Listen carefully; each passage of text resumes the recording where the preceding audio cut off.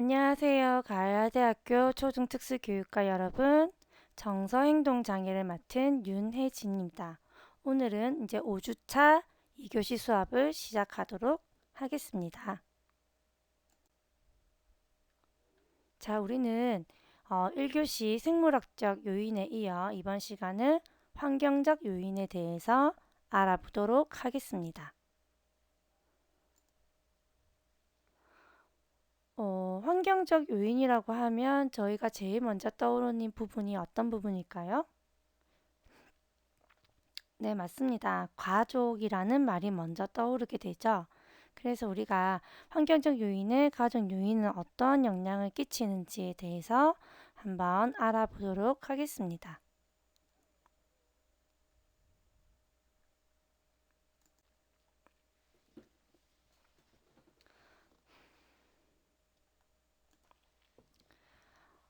우리가 가족이라고 하면 아동이 이제 뭐 문제행동을 하거나 부모가 양육을 잘못했기에 아동에게 문제행동이 나타났다.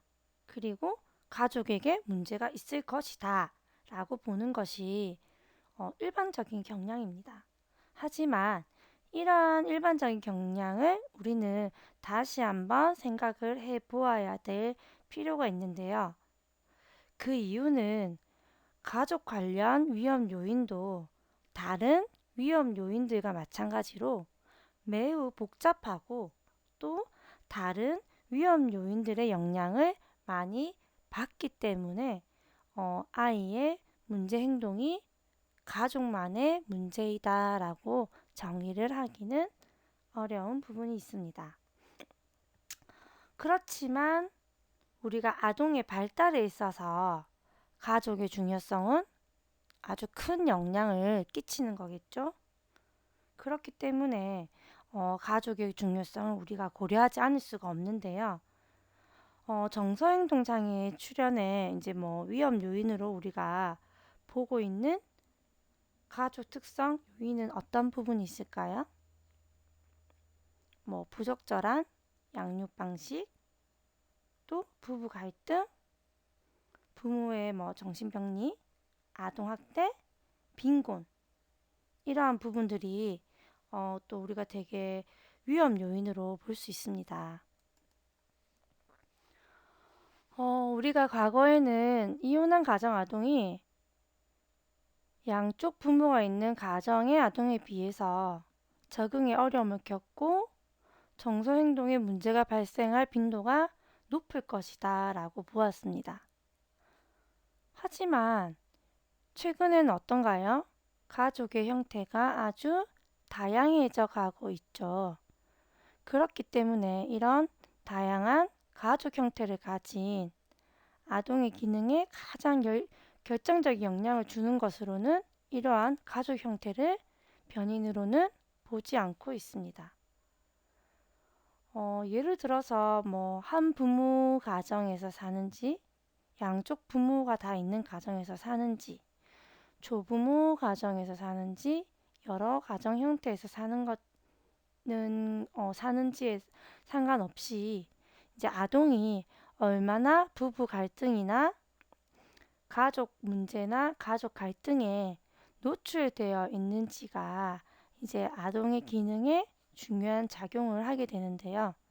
한부모 가정이지만 아동에게 많은 관심을 보이고 아동이 필요로 하는 부분과 아동에게 부모가 할 수 있는 역할, 지원, 그리고 관심을 주는 한부모와 또 양쪽 부모가 다 있지만 아동에게 무관심하거나 또는 아동에게 적절한 관심을 보여주지 않고 지원을 하지 않고 계속해서 양쪽 부모가 아이들 앞에서 싸우거나 갈등을 빚는 모습을 보인다라고 한다면 두 가정 중에서 어떤 아이가 정서행동 장애를 유발할 요인을 갖기가 쉬울까요? 그렇죠. 아무래도 양쪽 부모가 아이 앞에서 많은 갈등을 겪고 있다라는 모습에 노출되어 있는 아이들이 훨씬 더 정서행동 장애의 위험 요인을 가질 수가 있다는 거죠. 이렇게 이제 보면 뭐 그 가족의 형태보다는 그런 가족과 부부 안에 갈등에 조금 더 포커스를 맞춰서 보는 게 가족의 요인인 것 같습니다. 이러한 부부 갈등은 아동과 청소년의 외연화적인 문제나 내재화적인 문제 또는 사회성 문제나 대인관계 문제와 관련성이 높게 나타나고요. 또 특히 내재화 문제보다는 외연화 문제와 그 연관이 훨씬 더 높게 나타나고 있습니다. 그러면 이 다양한 가족 형태 중에서 위탁 가정은 어떨까요?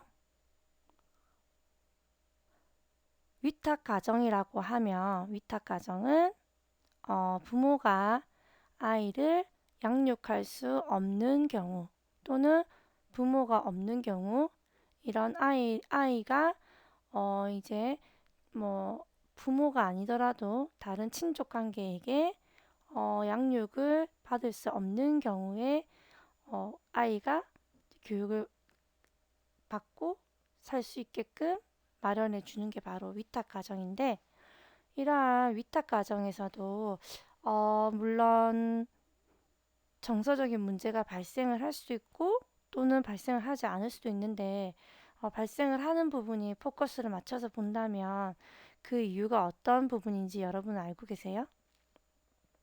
위탁 가정이라고 하면 아이를 잠시 위탁을 하거나 장기간 위탁을 하거나 또는 입양이나 여러 절차 전에 위탁을 하는 경우가 많아요. 그렇다면 아이가 이미 본 부모와의 또 양육했던 시간과 또 이렇게 바뀌어지는 위탁하는 시간이 많은 영향을 끼칠 수가 있는데 위탁 가정의 경우에는 아이가 양육하는 가정이 계속해서 바뀔 수가 있다는 거죠. 기간이 짧겠죠. 그럼 아이는 어때요? 불안할 거예요. 아, 난 또 이 집에서 얼마나 살 수 있을까? 내가 이 집에서 머무를 수 있는 시간은 얼마일까? 이 사람은 나를 정말 가족이라 생각할까? 나는 손님일까? 나는 외부인일까? 이런 여러 가지 기간에 인해서 생기는 부분이 많거든요.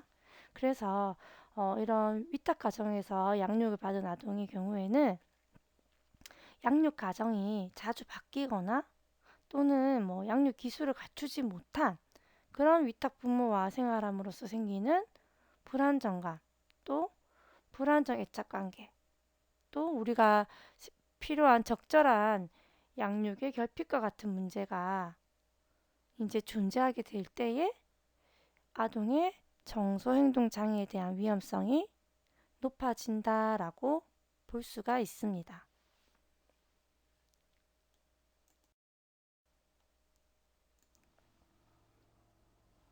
자, 여기서 또 살펴볼 부분은 애착입니다. 애착은 우리가 생애 초기의 영아와 양육자 사이에서 형성되는 어때요? 정서적 유대감이 애착이죠. 애착 형성이 잘 되었어요. 애착이 결핍 있어요. 라는 말을 많이들 사용을 하고 있어요. 근데 이제 아동이 어, 1차 애착 대상과 어떤 애착 관계를 형성하는지에 따라서 나중에 우리가 사회에서 어떻게 행동할지를 어느 정도 예측 가능하게 해주는 요인 중 하나가 바로 애착입니다. 그러면 우리가 1차 애착 관계는 누구일까요? 그렇죠. 엄마와 아동이겠죠. 아이를 뱃속에 가져서 낳아서 기르는 양육자, 제1 양육자가 바로 1차 애착 대상이 되는 거예요. 아빠가 아이를 키운다. 그럼 아빠가 1차 애착 대상이 될 수가 있고요. 할머니나 다른 사람이 될 수도 있어요. 아이가 태어나서 처음으로 아이를 양육하면서 아이와 관계를 맺는 대상이 바로 1차 애착 대상입니다. 그렇게 우리가 이제 애착 관계를 어떻게 형성하는지에 따라서 이제 사회적으로 어떻게 행동할 수 있는지를 예측할 수가 있다고 했죠. 그래서 우리가 보면 어, 애착이 애착이 정상적으로 잘 발달한 아이들은 사회적으로 어떻게 되겠죠? 긍정적인 영향을 끼칠 수 있겠죠. 그런데 그 애착 형성에 불안정감을 가지거나 모순이 있다면 그에 따른 정서행동 문제가 발생할 수 있다라고 얘기를 하는 거예요. 그래서 우리가 애착을 크게 안정 애착과 불안정 애착으로 구분을 하고요. 또 불안정 애착은 다시 회피 애착과 저항 애착, 혼란 애착으로 또 구분해서 살펴볼 수 있습니다. 그러면 우리는 그 1차 애착이라고 하면 그 기간이 얼마나 된다고 생각을 하세요? 뱃속에서 만들어질 때부터 생후 3개월에서 3년 사이라고 해요. 그래서 우리가 36개월이 가장 중요한 시기입니다 라고 표현을 하는데요. 이렇게 생후 3개월에서 3년 사이에 우리 양육자와의 분리가 어때요? 안정돼 애착 형성을 방해하겠죠. 그리고 그로 인해서 우리가 대인관계에 부정적인 영향을 미칠 수도 있고 또 제일 중요한 거는 그럼 나 맞벌이 할 건데 나 어떻게 해야 되죠? 라고 엄마들이 많이 걱정을 해요. 아빠는 매일 아침에 출근을 하고 저녁에 퇴근을 하는데 아이와 함께 할 시간이 많이 없어요. 그럼 나는 우리 아이와 애착 형성을 하기가 힘들까요? 그렇지 않다는 거예요. 이런 애착은 양육하는 양적 시간보다는 중요한 게 양육의 질이라고 표현을 하고 있습니다. 그 아이와 10분을 대해도 하루에 1시간을 대해도 24시간 붙어 있지만 아이에게 필요한 관계를 형성하지 않는 사람과 1시간을 봐도 아이를 진정으로 사랑하면서 아이에게 관심 보이면서 또 아이와 사회성을 애착을 형성하기 원하는 그 부모와 또 다른 차이가 있다라고 하는 거죠. 그러면 그런 애착의 문제가 있는 불안적 애착에서는 그렇죠. 학교에서 불순종하거나 정서행동 문제가 생기고 우울증 또 품행이나 여러 가지 또 위험성 있는 정서행동 문제의 위험성을 가질 수 있게 된다는 겁니다. 그러면 우리가 애착 유형에 따라서 한번 살펴볼 텐데요. 제일 먼저 볼 게 안정애착입니다. 안정애착 아동은 약 65% 정도를 차지하고 있고요. 우리가 안정애착 아동들은 낯선 사람보다는 어때요? 어머니에게 더 확실한 관심을 보입니다. 그리고 또 어머니를 안전기지로 삼아서 친숙하지 않은 상황에서도 주위를 탐색할 수 있어요. 그러니까 엄마를 잡고 낯선 환경에 가도 둘러볼 수 있는 여유가 생기는 거죠. 엄마와 분리된 상황에서 불안을 하기도 하지만 또 능동적으로 엄마를 대신할 위안을 찾을 수 있고요. 또 엄마가 돌아오면 반가워하고 또 쉽게 안정이 됩니다. 그렇다면 안정애착을 가진 아이에게 보이는 양육자의 태도는 어떻게 될까요? 아이가 보내는 신호에 민감하게 반응을 해주고 또 그 신호에 즉각적으로 반응을 해주는 겁니다. 그리고 아이는 그러한 양육자의 민감하고 규칙적이고 또 신뢰성 있는 반응을 보면서 부모와 외부 세계에 대한 신뢰를 형성을 하면서 클 수 있는 거죠. 그렇다면 회피 애착은 아동의 특성이 어떻게 될까요? 회피 애착은 약 20% 정도를 차지하고 있는데요. 회피 애착 아동들은 어머니에게 별로 반응을 보이지 않습니다. 그러니까 어머니가 떠나고 낯선 사람과 있는 불안한 상황에서도 울지 않고 또 어머니가 돌아와도 무시하거나 회피하는 거죠. 낯선 사람과 마찬가지로 어머니와의 친밀감도 추구하지 않습니다. 무관심한 거예요.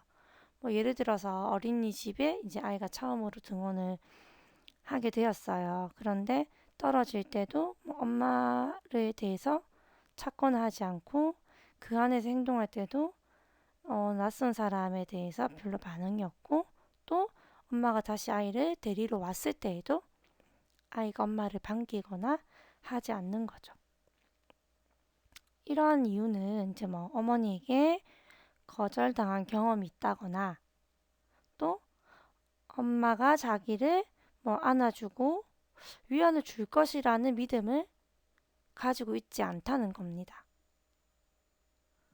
그래서 이러한 회피 애착을 가진 아동의 양육자의 태도는 어때요? 아이가 계속 요구를 해도 그 요구에 민감하게 반응을 하지 않았다는 거예요. 그리고 규칙성이었고 지속적으로 아이를 돌보지 않은 경향이 있고 또 아이와의 그런 신체적 접촉을 하지 않고 아이에게 화를 낸다는 거죠. 그렇다면 이 아이들은 어떻게 되겠나요? 자기 표현을 억제하게 되고 누구와 어울리는 것보다는 혼자 노는 것을 좋아하게 되고 그로 인해서 또래 집단과의 생활이 어려워질 수 있다는 거겠죠. 그럼 저항애착을 가진 아동은 어떠한 특성이 있을까요? 저항애착을 가진 아동은 10에서 15% 정도를 차지하고 있는데 이렇게 저항애착 아동들은 엄마와 함께 있는 중에도 불안해합니다. 그리고 엄마 옆에 붙어서는 주위를 둘러보려고 하지 않아요. 탐색하는 걸 싫어해요. 딱 엄마 옆에만 붙어 있으려고 하는 거예요. 그러니까 엄마와 헤어질 때 당연히 강하게 저항을 하겠죠. 그리고 엄마가 돌아와도 안정감을 느끼지 못하고 계속해서 불안해하고 화를 내고 이제 거부를 하는 거예요. 왜 그런 성향을 보일까요? 이는 이제 엄마가 항상 반응해 줄 것이라는 믿음이었기 때문에 아이가 불안한 거예요. 이 양육자의 태도를 보면 아이가 울면 어떻게 돼요? 우리가 규칙적인 반응을 보여줘야 되는데 자기 컨디션이 조금 괜찮으면 아이에게 반응을 보여주고 또 그렇지 않으면 아이를 무시하고 이렇게 아이가 규칙성을 느낄 수 있을 수 없게끔 일관성 없이 양육을 하는 경우가 많고요. 또 그렇기 때문에 아이가 어때요? 부모가 항상 반응을 해줄 거라는 믿음이 없는 거예요. 규칙성이 없으니까. 그렇기 때문에 엄마가 있어도 불안해하고 또 엄마에게 조금 더 관심을 받고 또 아이가 그런 규칙이 없기에 조금 더 과장해서 이제 의사 표현을 해야지만 엄마가 반응해 줄 거라고 믿기 때문에 더 큰 행동을 하는 경우가 많아요. 그래서 이런 아이들은 쉽게 화를 내기도 하고 공격적인 행동을 많이 해요. 왜 우리가 아이가 갑자기 공격적인 행동을 하면 부모들이 반응을 보이잖아요.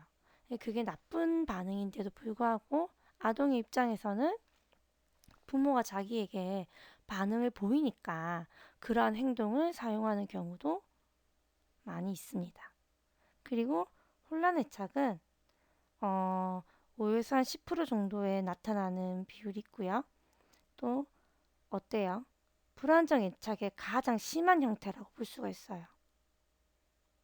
어떻냐면 부모가 보이지 않으면 계속 울어요. 이제 자꾸 울겠죠, 불안하니까. 그런데 부모가 돌아왔을 때도 이제 얼어붙거나 무표정한 표정으로 엄마에게 접근하거나 또는 엄마가 안아줘도 엄마를 쳐다보지 않아요.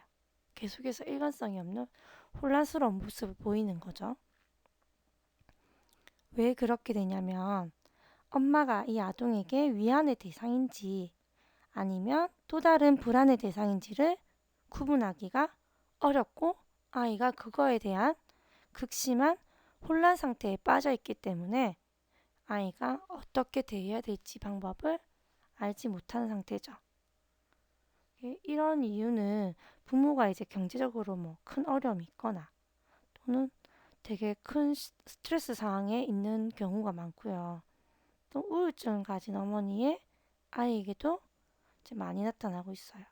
이런 아이들은 사회성이 많이 떨어지게 되고 적대적 행동을 많이 하게 됩니다.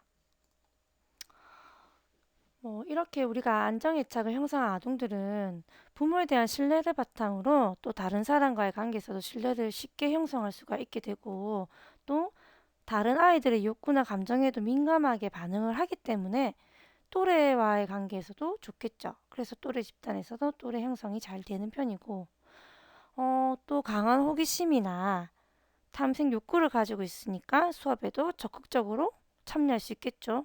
어떻게 되겠어요? 당연히 학업 성적도 좋은 편이게 되고 또 그런 단체 생활에서도 자신감을 가지기 때문에 학교 생활, 그런 집단 생활에 대한 자신감을 가지게 되기에 또 교사와의 관계도 긍정적으로 영향을 끼칠 수가 있고요.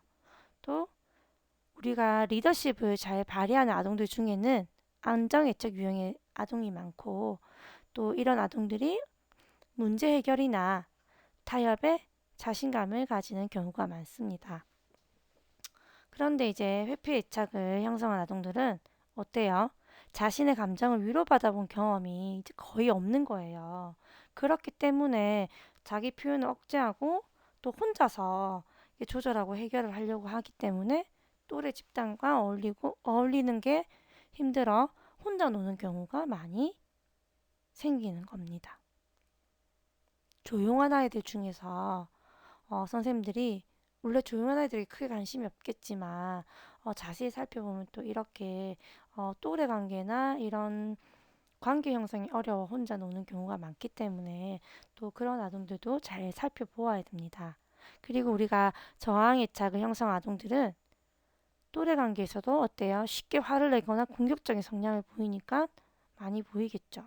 그리고 혼란애착도 적대적이고 전반적으로 사회성이 많이 떨어지기 때문에 또 많은 부분에서 우리가 교육의 필요성을 요하는 경우가 많이 발생하고 있습니다. 자, 그렇다면 우리가 아동을 어떻게 관리를 해야 될까요? 일단 부모는 아동이 수용 가능한 것과 그렇지 않은 것을 바르게 판단하고 행동할 수 있도록 지도를 해야 되고 또 수용되지 않은 행동을 한 경우에는 적절한 처벌을 일관성 있게 사용하면서 훈육을 해야 된다라고 합니다. 랠리라는 학자는 부모가 보이는 대표적인 세 가지 훈육 실수로 지나친 관대함, 과민 반응, 잔소리를 이제 제시를 했는데요. 지나치게 관대한 부모는 어때요? 아이의 요구를 다 들어주지만 아이에게 지켜야 될 규칙을 요구하지 않고 또 아이가 잘못된 행동에 대해서도 정적 강화를 제공하는 게 지나치게 관대한 부모입니다. 그럼 아이가 규칙을 지키는 것을 학습할 수 있을까요? 나쁜 행동을 해도 계속해서 엄마가 정적인 강화를 준다면 아이는 그 행동이 적절하지 못한 행동이라는 것을 인지하기가 어려워지겠죠. 그리고 과민 반응을 하는 부모는 화를 내거나 짜증을 내거나 비온정적인 행동을 자주 보이고요.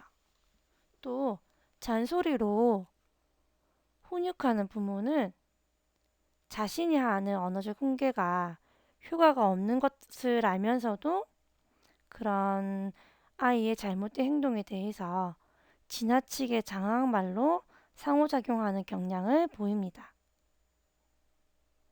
우리 아동이 문제행동 직후에 짧고 엄하게 야단을 치지 않고 시간이 지난 후에 이제 온건하다고 표현하죠. 되게 길게 야단을 치는 것은 결과적으로는 유아의 잘못된 행동을 어때요? 높은 수준으로 유지시키는 것밖에는 안 되는 거겠죠. 그래서 우리 스타인버그와 다른 여러 학자들이 통제와 수용의 정도에 따라서 권위적 훈육, 권위주의적 훈육, 관대한 훈육, 무관심한 훈육으로 분류를 해서 우리가 이런 정서나 행동 장애 문제를 예방하기 위해서 가장 적절한 훈육이 무엇인가에 대해서 한번 살펴보았는데요. 첫 번째로 권위적 훈육입니다. 권위적 훈육은 아동의 행동에 대해서 반응적이고 요구적이에요. 그래서 상호 호혜적이며 어때요? 애착 형성이 이루어져 있고 자녀의 행동 발달에 가장 좋은 효과를 보이는 양육 형태입니다. 이런 우리가 사회 호혜적이고 애착 형성이 잘 이루어져 있으니까 자녀 행동 발달에 가장 좋은 효과를 보이는 양육 형태로 볼 수 있겠죠. 그래서 자녀의 약물 사용을 감소시킬 수 있고요. 또 분노나 정신적인 문제를 또 감소시킬 수가 있어요. 그래서 권위적인 훈육을 하는 부모는 통제와 수용의 적절한 균형을 유지할 수 있다는 겁니다. 그렇다면 권위주의적 훈육은 우리가 독재적이란 말을 쓰기도 하는데요. 권위주의적 훈육에 하는 부모는 아동의 요구에는 반응을 하지 않지만 부모 자신의 요구만은 아동에게 강요를 하고 또 엄격한 통제를 하면서 아동이 부적절한 행동을 했을 때는 아주 부정적인 후속 결과를 제공을 하는 겁니다. 그래서 권위주의적 훈육을 받은 아동은 공격적인 행동을 보이거나 매우 낮은 자존감을 가질 수가 있어요. 그러면 관대한 허용적인 훈육은 어떨까요? 이런 관대하고 허용적인 훈육을 하는 부모는 아동이 스스로 자신을 조절해 가도록 하고 또 아동의 충동성에 대해서도 매우 관대한 태도를 보이는 거예요. 그렇다면 이러한 훈육을 받으면 충동성에 대해서 적절한 훈육을 받지 않았으니까 이러한 아동은 충동적이고 더욱더 공격적이고 또 의존적인 행동을 보이는 거죠.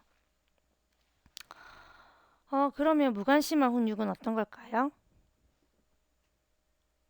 아동이 어떠한 행동에도 부모가 관여를 하지 않는 거예요. 그래서 아동을 위한 훈육에 부모가 시간을 사용하지도 않고 아동에게 관심을 보이지도 않습니다. 이렇게 부모로부터 우리가 무관심한 훈육을 받은 아동은 또래나 성인과의 부정적인 상호작용과 반사회적인 행동을 보이게 되고 또 그로 인해서 정서행동 문제에 보일 위험이 매우 높다는 거죠. 그렇다면 우리는 어떤 훈육을 해야 될까요? 그렇죠. 권위적, 신뢰적 훈육을 해야 되겠죠. 그렇다면 우리가 훈육에서 가장 중요한 차원은 무엇일까요? 바로 반응과 요구입니다.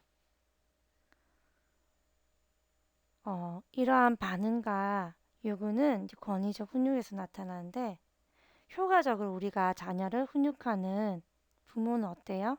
높은 수준의 반응과 또 아이에 대한 요구를 모두 사용을 하는 거죠. 아이들의 요구에 민감하게 반응하고 또 잘 공감해주고 주의 깊은 관심을 보이고 자녀와 어때요? 긍정적이고 상호작용할 수 있는 패턴을 형성하는 겁니다. 이러한 부모들이 바로 따뜻함과 호혜성을 가지고 있기에 정서적인 애착과 유대관계에서도 굉장히 중요한 기초가 되는 거죠. 또 효과적으로 자녀를 훈육하는 부모는 자녀에게 적절한 요구도 해야 된다고 하는 거죠. 우리가 이제 아동의 행동에 계속해서 반응만 하는 게 중요한 게 아니라 자녀의 행동을 모니터하고 우리가 그 나이에 맞게끔 적절하게 아이의 행동을 감독도 하면서 행동의 한계도 알려주어야 된다는 겁니다. 우리가 그 아동이 잘못된 행동에 대해서 직접적으로 단호하게 행동을 조정하고 가르치려고 하진 않지만 그 아동이 잘못된 행동에 대해서는 되게 엄격하게 또 적대적이지 않은 방법으로는 명확하게 아이에게 가르쳐주고 올바른 요구를 할 수 있어야 된다는 거죠. 여기서 나타나는 게 학대는 되면 안 되겠죠? 이게 뭐 벌을 준다든지 이런 게 아니라 학대적이지는 않겠지만 우리가 그 행동에 대해서 바른 반응을 일관성 있게 일관되게 보여준다는 거예요. 이게 바로 우리가 권위적 훈육이라고 부르는 겁니다. 이게 바로 자녀의 행동 발달에 가장 좋은 영향을 미친다는 거겠죠.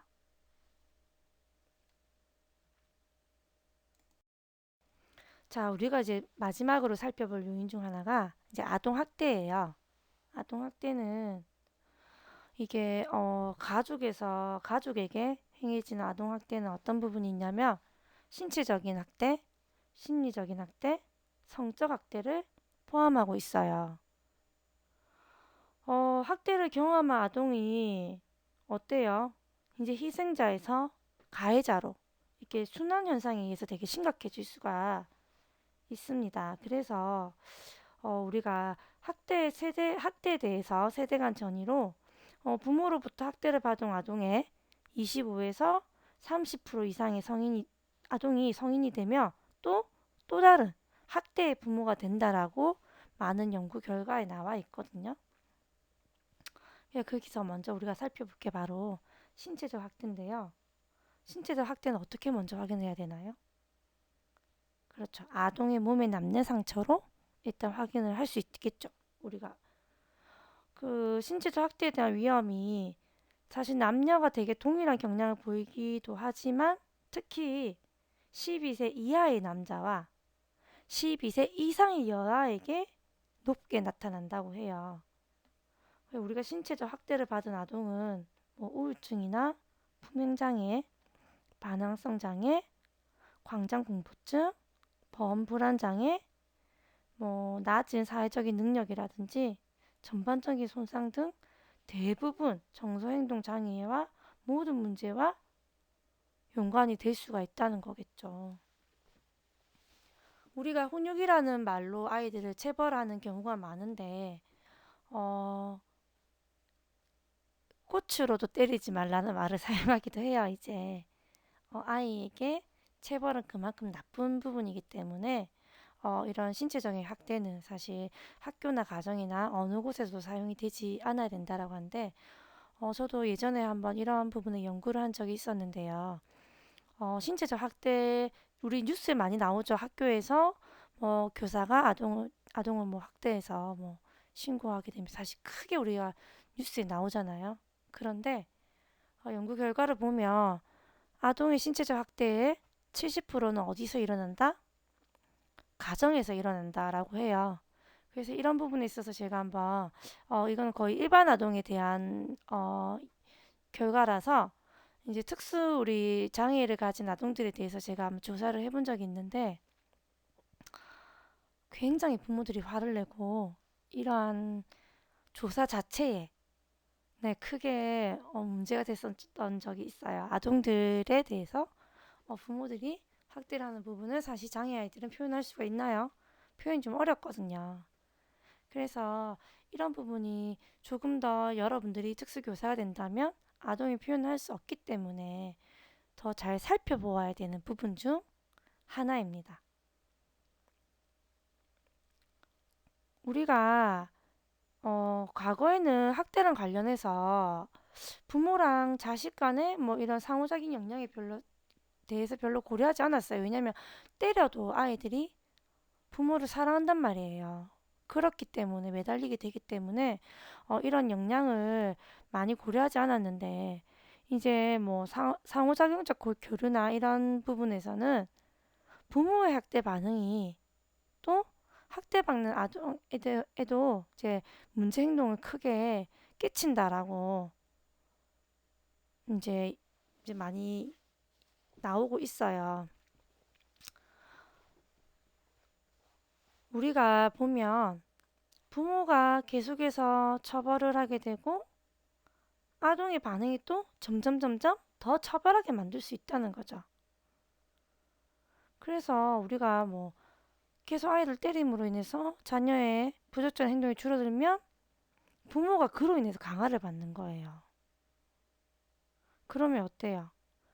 아동도 그런 처벌을 받으면서 더 부적절하고 혐오스러운 방법으로 부모에게 반응하게 되겠죠. 그러면 부모는 또 어떻게 해요? 더욱더 처벌을 하겠죠. 서로 간에 계속해서 고통을 더 심하게 받을 수 있다는 거겠죠. 그렇다면 그 심리적 학대는 어떤 부분일까요? 심리적 학대는 우리가 이제 아동의 인지나 정서, 행동, 신체적 기능이랑 관련하여서 아동에게 이제 심리적으로 해를 가하는 행위나 구어, 이제 말로써 그런 이제 학대를 하는 거죠. 로 속하는데요.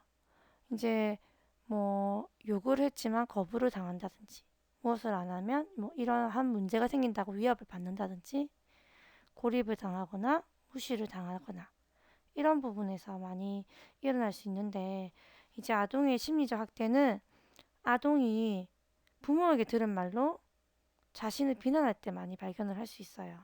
이게 다른 학대들과 마찬가지로 심리적 학대나 뭐 내재화된 문제, 외연화된 문제, 그리고 또 낮은 자존감과 같은 다양한 문제를 유발할 수가 있습니다. 마지막으로 성적 학대는 어때요? 가장 핵심은 가해자와 아동 사이의 힘에 대한 차이로 인한 성적 착취인 거예요. 아동은 힘이 없는데 이제 성인이 정말 권력과 힘으로 성적 착취를 하는 거죠. 이게 부모 자식으로 나타날 수도 있는 거고 친인척이나 주변에 있는 성인에 의해서 나타날 수도 있는 거죠. 이로 인해서 외상 후 스트레스 장애나 불안 장애, 우울증, 그리고 성생활에 어려움을 가질 수 있고요.